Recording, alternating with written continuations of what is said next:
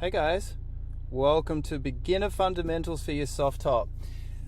I designed this little video presentation so everyone out there who's eager to buy a soft top has a clear understanding of how they can get the best possible experience when they do so. So I'm going to run through a few things that are going to hopefully make your experience just that much more enjoyable. Today I'll be focusing on the MF soft top. Epic boards. This one is awesome. Mick, two-time world champ, great guy. He's designing some really awesome beginner and also intermediate and expert level soft tops, but this one is awesome. So when you buy your soft top, you have to wax it. Really important, guys. Buy some wax, give it a good wax over like I'm doing now. Then make sure you get a leg rope that's longer than the board. That's super important too. Once you've got the leggy and you've waxed up your board, then you need to do a really good beach observation. This is going to help you choose the best location for your level. You can find waves that are suitable for you. Find small waves. Search out some small waves. Search out uncrowded waves. As you can see here, I've found some really small, uncrowded waves, and it's going to be super enjoyable for me, especially I'm a first-time beginner. I won't be stressed being in a big crowd. Then I'm going to practice doing some pop-ups. That means I'm going to practice getting to my feet. That's just really going to help me build some muscle memory for when I get the opportunity and after I paddle into a wave and I need to get to my feet. So that's like, as you can see there, I do the same get up or pop up as I do when I'm surfing. Here I am again, going through a little slower here, making sure that I get to my feet, land in the right part of my board, really focusing on this. This is one of the hardest parts with surfing, is the popping to your feet and catching the wave. And with these boards, they give you a really good opportunity to do that because they allow for stability, and that's the most important thing you need when you're beginning. So you're able to have enough stability to paddle into the wave, and then you've got enough stability to just allow yourself to get to your feet as easy as possible in a really easy environment. So a nice stable board helps you get to your feet. So here's another way I get to my feet. This is a more of a push-up version. I do an aerial and a side-on version. So just to show you, I use the same technique here. Really focusing on just how well the board surfs though. Like, as you can see, I'm sort of throwing it around for such a big board. Surfs really well in small waves. I highly recommend this board for a beginner surfer. So when you have done your beach off and you've done your pop-ups, put your leg rope on. Make sure your leg rope is attached to the outside of your back ankle. That's really important. You don't want to be treading on your leg rope. Then, guys, when you walk into the beach, this is a good one. Make sure that you put your board behind you, like I'm walking in with the board now. So if any waves hit the board gets pushed behind me. So don't walk into the surf with the board in front of you like I am here. This is not the way to do it, and I show why. It's because if a wave's coming in and the board's in front of me and it hits me like there, it pushes me into the beach. It can be really dangerous. Like, these are really, really small waves, and it still had quite an impact on me. So make sure you walk in with the board behind you like I'm doing so here. It's much safer, and if the wave does hit the board, then the board gets pushed behind you and there's nothing in the way of it. And I'm holding onto the handle here. That's why these boards are great. It has a handle, allows you to firmly grip the board. I have long arms, but I still prefer to use the handle, even if I could get my arm all the way around the board. Then when you are in the ocean, you want to start paddling out. Do not paddle out like this. As you can see, my legs are wide open. I'm much too far down the board. The nose of the board sticking up, and it doesn't correlate to me being able to paddle quickly and effortlessly. Here's another version of how not to paddle with I'm too far up onto the nose. It really sort of pushes the nose of my board down, which I'll nosedive if I'm paddling into the wave. The correct way to get to the board is just standing gently, just hop on like so, land in the middle of the board. Make sure you have enough weight distribution on the back so the nose of the board sticks out, but not too far. Ankles together, making sure you can paddle one arm after the other like I'm doing so, but then also make sure you can look ahead to see what's around you. Now, when you're paddling into a wave, it's important to paddle in with a little bit of speed, and it's important to push up when the wave is hitting you. the push-up will just let the wave go underneath you as it did there.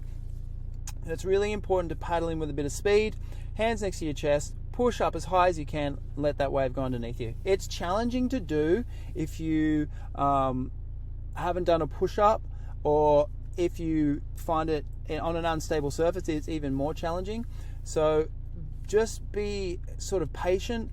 Make sure that you can just do the paddling in sort of flat water, and have a go of pushing up before you get out the back. So once you do get out the back, then you're going to find that you need to sit on your board just to get a little bit of height so you can see waves coming. Here I've spotted a wave. I'm paddling into the best possible location to paddle into the wave. Then I paddle in, chin down, get my arms as deep as I can in the water and pop up. And here I can just cruise. As you can see, I'm not too crouched, or I'm not too compressed, and I'm not too extended. Just have soft knees. Make sure you're looking in the direction that you go. It's really important, guys. If I want to go across the wave, I want to look in that direction. If I want to go straight, I'll look straight. But generally, we want to go across the waves. So here as I'm paddling, you can see I'm looking right the whole time. And then I just run through the pop-up that I was doing on the beach. And hopefully, when you get these nice clean waves, it'll be a really easy process for you. So here, I just make sure I grab my leg rope. That's really important so I don't trip over as my way out. And if you're walking on rocks, that's really, really helpful as well.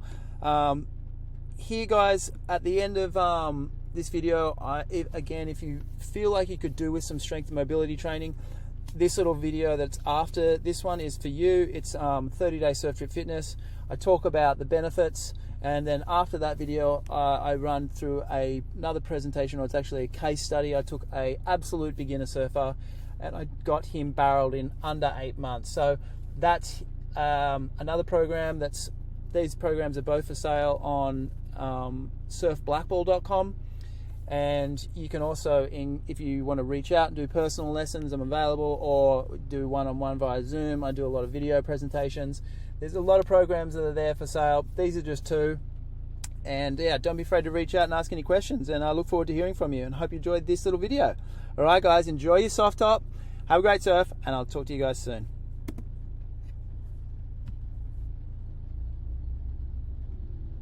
Hey everyone, I'm Luke Stedman, a former top 10 World Tour surfer, father of two, and a certified surf coach and mobility practitioner.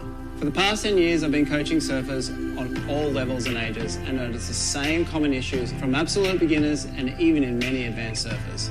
That, along with 35 years of personal learning, helped me to design a program that will benefit any surfer, no matter what their age or level.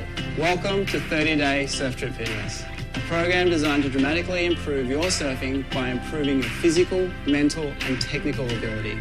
Through a combination of strength and mobility exercises, as well as the conscious practice of surf-specific movements on land, we'll build a dynamic strength and endurance that carries over to your movement in the ocean. So sign up now, and we'll work together on developing a body that's best prepared to maximize your time in the water. I hope to see you guys in the lineup. Sign up now. So Lachlan is a fellow Australian. He's my age, so he's 44 years old, and he came to me with a goal. When I asked Lachlan what his current skill level was, he gave me a very honest answer: absolute beginner. His goals were simple: I want to go on a boat trip with my friends and get barreled. He discussed how much time he had and what he could realistically commit to. I then made a program that suited his schedule, and we jumped right in. Firstly, I made sure Lachlan had the correct equipment. No matter what the level of surfer you are, having equipment that allows you opportunity to evolve is paramount. The first portion of our experience we focused on was the absolute beginner fundamentals of surfing. We also agreed that we wouldn't rush the process, and that we would allow ourselves to enjoy the journey and fully understand my program would fast-track this education. We committed a portion of time to rehearsing different movements on land and understand how changing the movement gave us a different result. As we progressed, we dived into doing those fundamentals on the carver skateboard, which was super fun and interesting, seeing a 44-year-old skate again. It was pretty clear to know when Lachlan could graduate from one board to another board or move location, because he just became comfortable with his surroundings. The wave pools offered us technical repetition and opportunity to be experimental. It was insane to see Lachlan's surfing jump from level to level and short trips with pool. Surfing together in the ocean allowed us to make tactical adjustments to ensure best possible wave opportunities and highlight the importance of being respectful of the rules in the lineup. We explore how to mentally give ourselves an advantage by doing visualization drills and journaling. I can honestly say that watching and being a part of Lachlan's journey is a career highlight for me. What's most important is that Lachlan achieved his goal of getting barreled and did it in under 8 months, and the stoke that came with that.